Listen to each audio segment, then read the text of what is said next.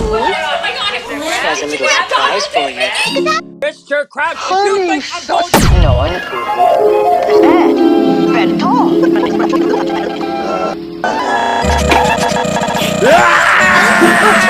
You